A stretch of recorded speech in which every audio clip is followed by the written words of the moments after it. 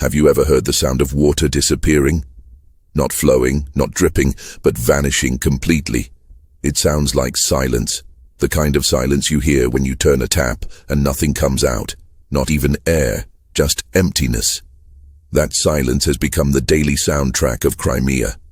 People there ask the same question again and again. Why doesn't anyone fix this? And how long have we been living like this? Most cannot even remember a time when things were normal. What was once the lifeblood of the peninsula is now slowly turning into mud. The Isabilnoye reservoir, once nearly 70 meters deep, is barely alive, holding less than 20% of its capacity. What used to sustain entire cities is now a shallow, dirty swamp. From Alushta to Simferopol, millions of people wait on roadsides with empty containers, watching the horizon for water tankers like medieval villagers waiting for relief during a siege. This is not a temporary inconvenience. This is survival. Families plan their entire day around a few hours of muddy water that flows unpredictably, sometimes for just 4 hours, sometimes less. Children cannot bathe properly. Elderly people ration every drop. Doctors warn of epidemics, knowing that without stable water pressure, sewage systems begin to fail, allowing contaminated water to mix with what little clean supply remains. Fear is everywhere, quiet but constant. Today, around 2.5 million people have effectively become refugees without leaving their homes, hostages on their own land, trapped not by borders, but by thirst. When Vladimir Putin took control of Crimea, he sent a clear message to the world. This was not just about territory, it was about empire. Billions were spent on bridges, military bases, propaganda, and grand promises of prosperity.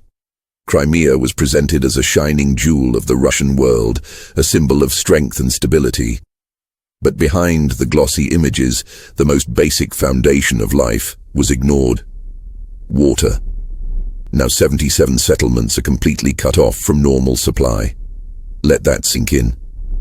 In the 21st century, in Europe, entire communities depend on trucks to deliver water. This is not how a modern state functions. This is how a fortress under siege survives. The irony is almost cruel. A peninsula surrounded by water on all sides is dying of thirst. Russian occupation authorities admit that by mid-2025, Crimea may have only around 90 days of usable water left. Anger is growing, and control is slipping. The roots of this disaster trace back to a single moment, a single decision. When the Kakhovka hydroelectric dam was destroyed, Moscow believed it had gained a military advantage, slowing Ukrainian advances by flooding terrain. But engineering does not care about strategy, and physics does not obey propaganda. The collapse of the dam broke the delicate balance of the North Crimean Canal, one of the most complex hydraulic systems ever built in the Soviet era. This canal was not a simple channel. It relied on precise water levels and pressure to function. Once the dam collapsed, water levels dropped below the critical threshold, rendering massive pumping stations useless. The system did not weaken. It failed completely. In an attempt to stop Ukrainian forces, Russia effectively pulled the plug on Crimea's own life support system. Satellite imagery exposes the reality Moscow tries to hide. Reservoirs like Isabilnoye, once deep and full, are now shrinking into lifeless pools. Officials blame seasonal droughts, but data tells a different story. This is not climate. This is mismanagement layered on top of structural failure. As of late 2025, dozens of settlements rely entirely on transported water because pipes deliver nothing. Cities like Alushta operate on strict schedules, water flowing only twice a day for a few hours. The rest of the time, life pauses. Toilets do not flush, washing becomes impossible, and hygiene collapses.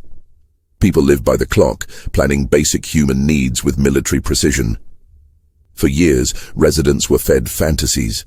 Underwater pipelines, cloud-seeding plains, desalination miracles from the Sea of Azov. All of it was fiction, designed to buy time. Now the only option left is aggressive groundwater drilling. This is not a solution.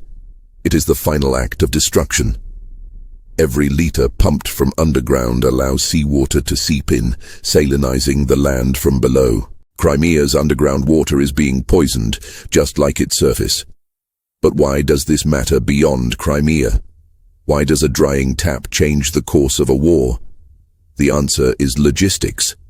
Modern armies do not survive on weapons alone. They survive on water. The collapse of Crimea's water system has created a logistical nightmare for the Russian military. Every water tanker on Crimean roads is a military truck that cannot carry ammunition, fuel, or medical supplies to the front.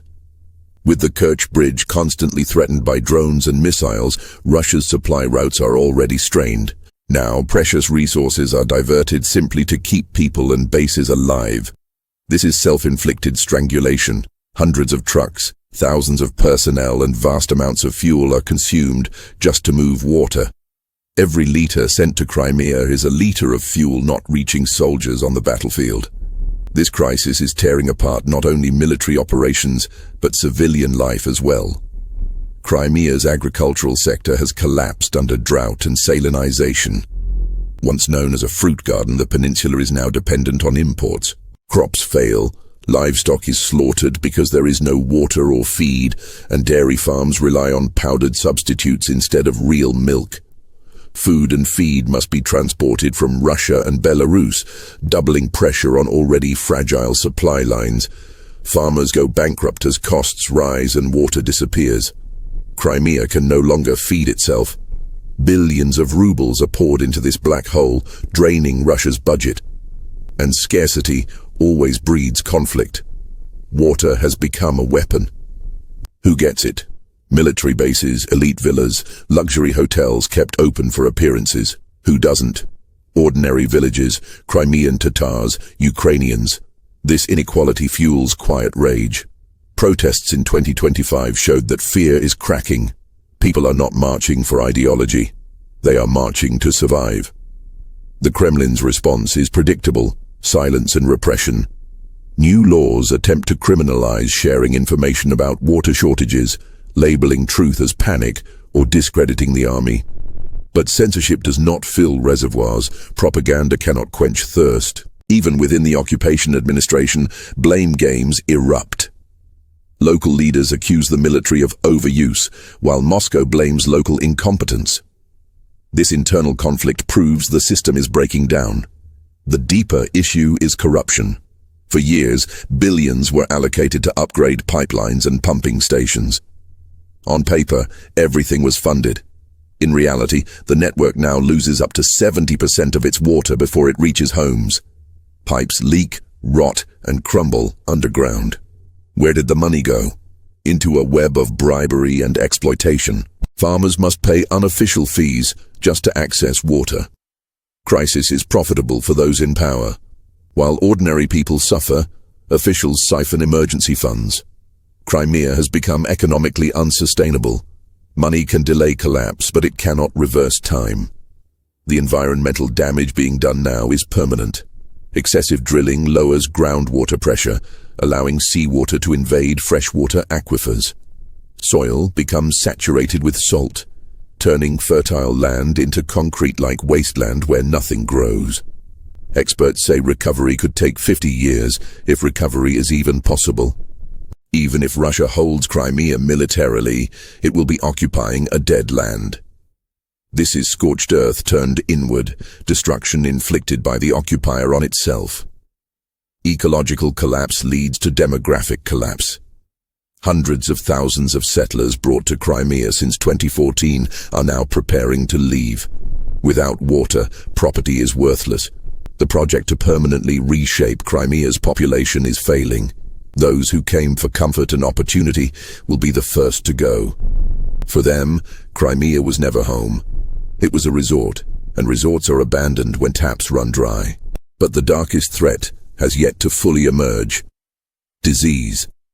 Low water pressure cripples sewage systems, waste backs up, leaks, and contaminates clean lines. This opens the door to outbreaks of cholera, typhoid, dysentery, hepatitis. The same conditions now exist in occupied Donbas cities, where water arrives once a week. Places claimed to be liberated are becoming breeding grounds for medieval diseases. Soldiers already strained by combat now face invisible enemies in the form of bacteria and viruses. War is shifting from bullets to biology. This crisis marks the collapse of Russia's imperial image. A power that cannot provide water to occupied territory cannot claim greatness. A nuclear state that cannot manage sewage cannot promise stability. The drought belt from Donbass to Crimea exposes the failure of a governance model that consumes rather than builds. What was once promised as security has arrived as deprivation. The war did not stay on the front lines. It entered kitchens, bathrooms, and children's glasses. Crimea was meant to be a monument to victory. It is becoming a graveyard of salt and rust. An empire does not fall when it loses battles. It falls when geography rejects it. And in Crimea, the land itself is pushing back. Soon, it will not be water flowing from taps, but the clear signal of strategic bankruptcy. So what do you think happens when a state can no longer provide the most basic necessity of life? Can power survive without water? Share your thoughts in the comments, and if you want to keep understanding how these hidden crises shape the world around us, stay connected with the channel.